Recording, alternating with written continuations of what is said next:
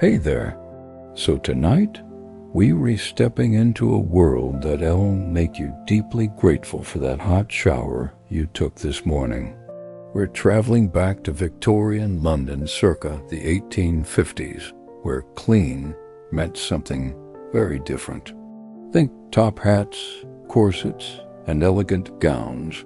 But beneath all that finery, let's just say things got real messy. And hey, if you're enjoying this little journey into the past, I'd love it if you gave this video a like or subscribed. It really helps the channel grow. Also, I am always amazed by how many of you are listening from all over the world. Drop a comment below with your city and what time it is there. It blows my mind that people are drifting off to these stories from Tokyo to Toronto, Sydney to Snow Paolo. All right, find that cozy spot.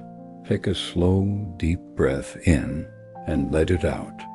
Feel your body sink into your mattress, your pillow, your blankets, whatever's holding you.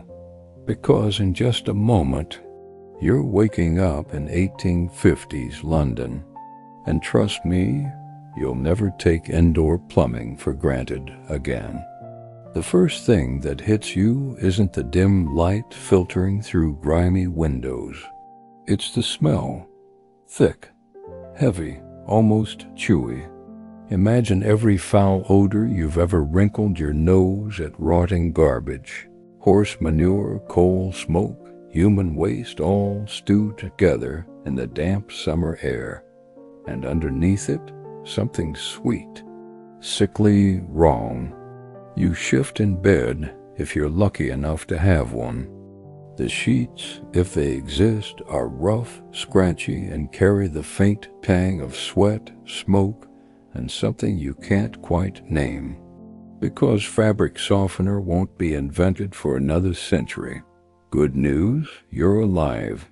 Bad news, well, everything else.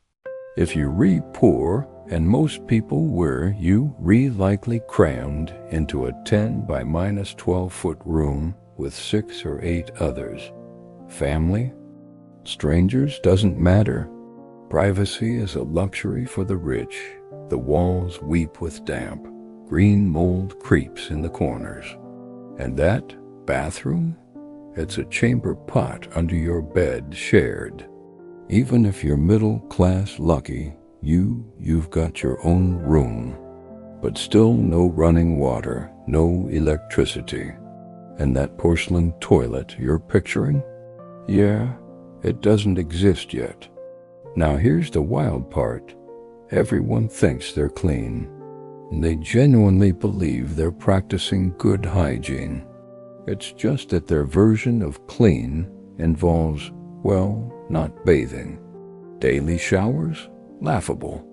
In fact, Victorians thought too much bathing weakened your body, made you vulnerable to disease. So most people took a full bath once a week if they were fancy.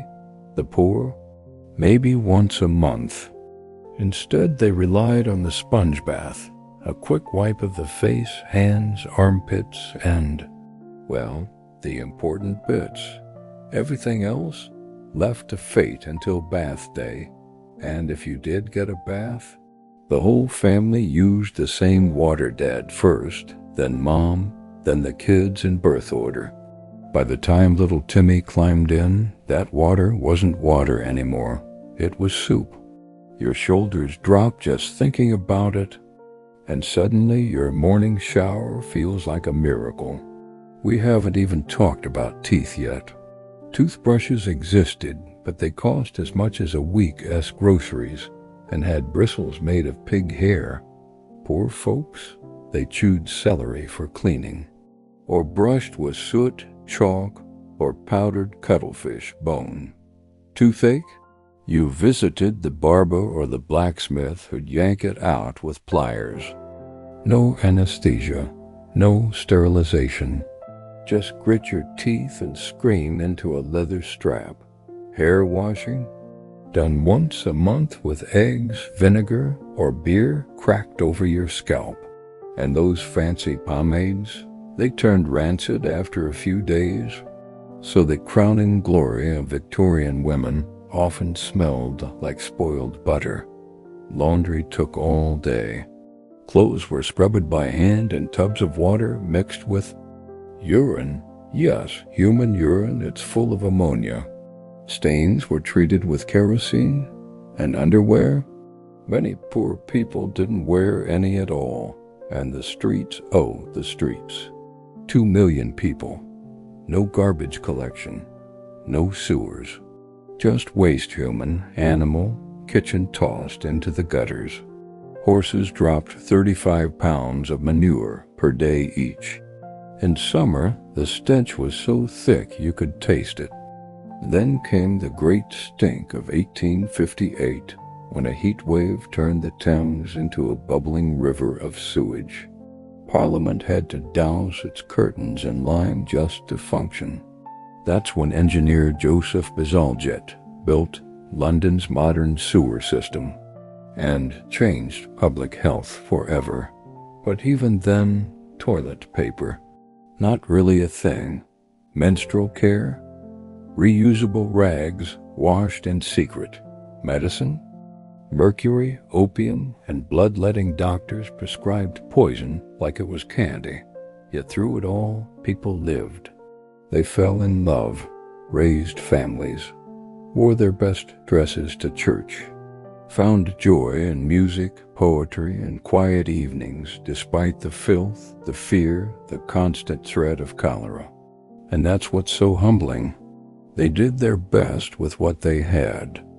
And because of their struggles and the reformers who fought for change, we live in a world where clean water flows from a tap, soap is cheap, and disease isn't a daily gamble.